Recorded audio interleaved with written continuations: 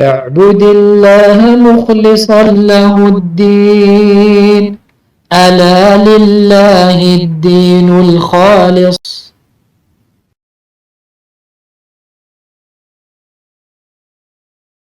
Et ensuite qu'ils ne ressentent en eux-mêmes aucune gêne. Donc si tu ressens une gêne lorsqu'on te dit ça c'est la sunna du prophète Mohammed sallallahu alayhi wa sallam, c'est comme ça, c'est le haqq, il y a un problème.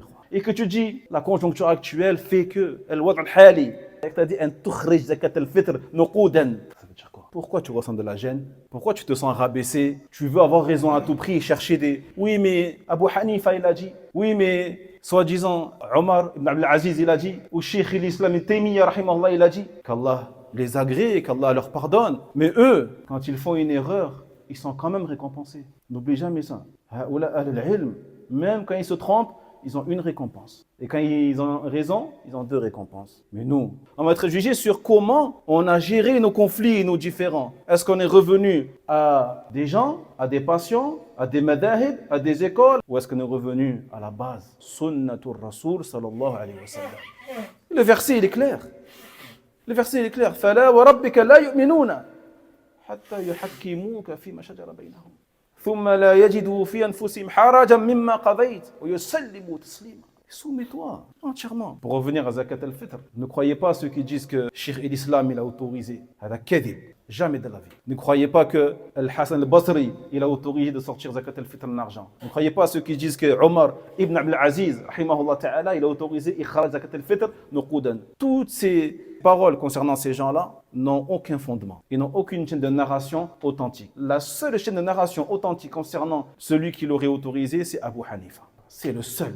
Mais à côté, qu'est-ce que tu vas faire? Tu vas prendre Abu Hanifa et tu vas mettre de côté le prophète Mohammed sallallahu alayhi wa sallam. Tu vas mettre de côté le Sahaba, radiyallahu anhum. Tu vas mettre de côté Malik. Tu vas mettre de côté Shafi'i. Tu vas mettre de côté Ahmed. Wa jumhur ahli al-ilm qui disent que ikhraj, le fait de sortir Zakat al-Fitr, ta'aman maqboula, elle a accepté, alhamdulillah. À l'unanimité des savants, il a accepté. Et tu vas aller vers la divergence, vers la seule parole d'Abu Hanifa, sur laquelle les gens ils disent la zakat elle n'est pas acceptée, lui dit elle est acceptée. Une grosse divergence entre les savants. Le muslim al-haqiqi, il prend pour juge le prophète Mohammed sallallahu alayhi wa sallam. Donc ici, dans ce verset, Allah il a juré sur lui. Fala wa rabbik. Il a juré sur lui-même, sur son être pur et noble, que nul ne croira tant qu'il n'aura pas pris comme juge le messager d'Allah alayhi salatu wassalam dans toutes ses affaires. Et qu'il ait la conviction et la croyance que tous les jugements du prophète Mohammed sallallahu alayhi wa sallam, haqq, c'est la vérité.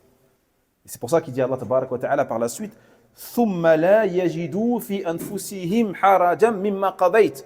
Et ensuite qu'ils ne ressentent en eux-mêmes aucune gêne, aucun sentiment de rancœur ou de pénibilité ou de détestation, a'oudhu billah.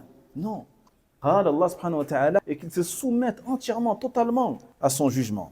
Parce que la porte de la conjoncture actuelle, ça c'est une porte que si tu l'ouvres, tu vas l'ouvrir pour toi alors. La conjoncture actuelle, al-wad' al-hali. La conjoncture actuelle, elle veut alors aussi qu'on utilise les intérêts usuraires, qu'on emprunte de l'argent à la banque avec des intérêts. Ah, c'est la conjoncture actuelle.